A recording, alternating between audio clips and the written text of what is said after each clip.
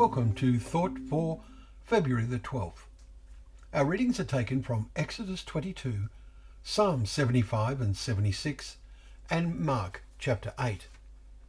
And our thought is, of him will the Son of Man be ashamed when he comes. For whosoever is ashamed of me and of my words in this adulterous and sinful generation, of him will the Son of Man be ashamed when he comes.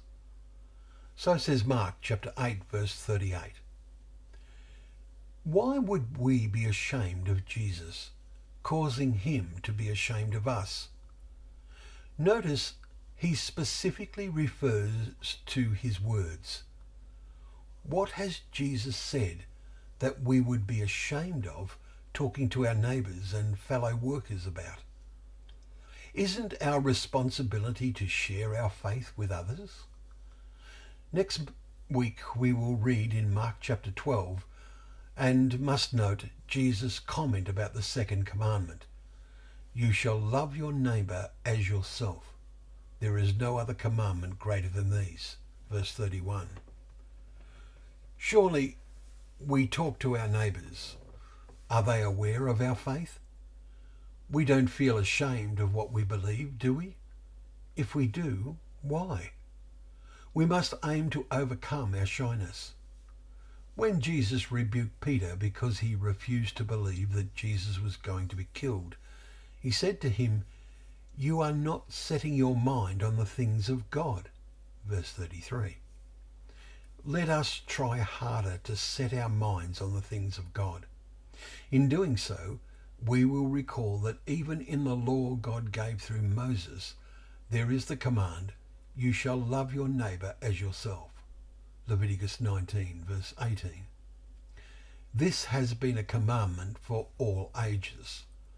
What a different world this would be if that command was carried out. And who can doubt that it will be by those who live in God's kingdom? Let us be in training for God's kingdom now.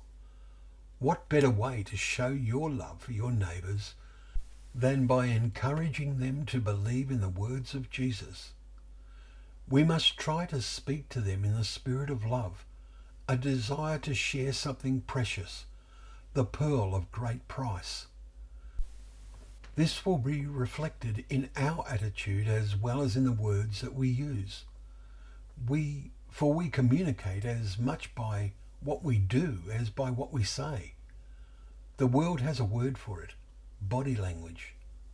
We must seek wisdom from above as we set ourselves to do this. Remember what James wrote.